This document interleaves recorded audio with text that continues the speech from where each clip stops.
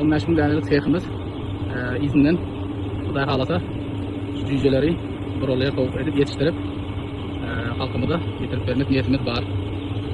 Yani kabuğun yayma ilinde yani Atoğlu, Kızılkum yayma Brigat 1. Şu anda 30 bin danelik dumbak tavuk yetiştir seyhimizde 15 bin danesini yetişti. Şu anda soyup 1000 danesini bağlara, toylara, zakada alıp 1000 dane tavuk soyduk. Yaşlıkları yerleştirip hala dilgimiz de koy yok. Yeti aramıyla dastapka çıkarıyık. Kimedir derur olsa şu dumbak tavukları aşağıda nomur kaldırıyık. Şu bilen bağlansanız Bağdardaki optum naqlanım gelişilen halda ondan aşağı düşük halda verip biliyik. Yani seyhimiz her 1000 tane soyduk. Yani izinden dezinfeksiya tədiligi emmelatlarını işlep koyduk. Hadir indisi de 15 bin danelik seyhimizin yetişen tavukları görkezdik. İzinden yetişip gelen cüceleri görkezdik.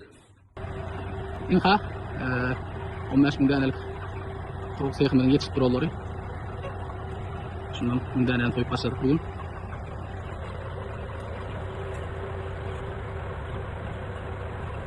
Xuday halata cüceleri buralaya tavuk edip yetiştirip halkımı da getirip vermek niyetimiz var. Etibarınız için sağ olun.